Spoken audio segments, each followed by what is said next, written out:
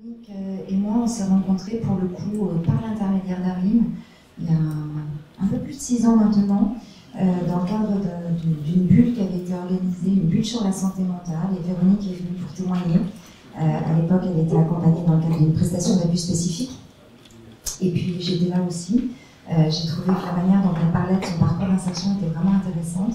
Et moi, je commençais cette expérience Alpha-Psy avec l'idée d'aller utiliser les savoirs expérientiels des personnes vivant avec des troubles psy pour qu'elles puissent les transmettre à des personnes qui accompagnent et pour que ces personnes qui accompagnent comprennent mieux d'une part de quoi il s'agit et quels sont les besoins exprimés. Voilà.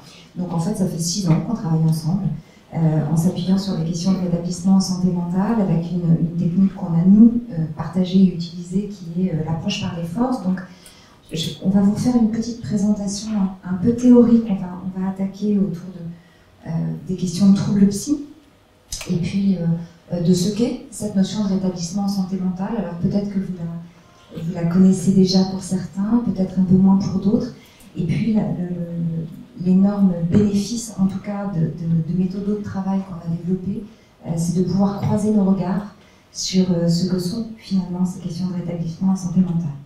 Alors, l'idée du rétablissement, pour resituer un peu, c'est vraiment le déplacement d'une perspective médicale un peu traditionnelle qui est centrée sur la maladie à une perspective qui est centrée plutôt sur la personne et son devenir. Donc, encore une fois, l'idée n'est pas tant de s'attacher aux questions de maladie, mais plutôt d'aller regarder quelles en sont les répercussions et la façon dont on peut les gérer, les accompagner et peut-être les dépasser. Donc là encore, c'est toute une dynamique que de ne pas s'accrocher à une problématique en tant que telle, mais vraiment de se dire, ok, la personne, sur quoi elle va pouvoir s'appuyer pour aller là où elle souhaite. Qu'est-ce qui est valide?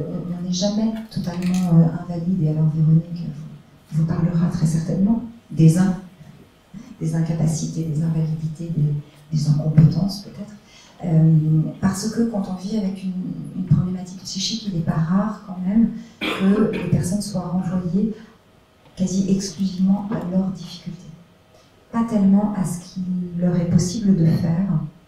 Et ça, c'est une vraie difficulté, puisqu'il y a quand même plein de moments où les gens sont très opérants, et pour qu'on puisse avancer, on a besoin de s'appuyer sur des choses qui fonctionnent.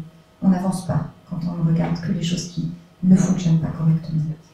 Et puis finalement, à savoir comment on fonctionne soi-même, à apprendre des techniques narratives ou descriptives de ce qui se passe à un moment donné, finalement on arrive à dire ça marche, ça marche moins bien, ça c'est des atouts, ça c'est vraiment des appuis, ça c'est ce que je sais faire, ce que j'aime faire, ce que je sais encore faire par rapport à ce qui m'est arrivé, ou ce que je n'aime pas faire, ou ce que je ne sais pas faire.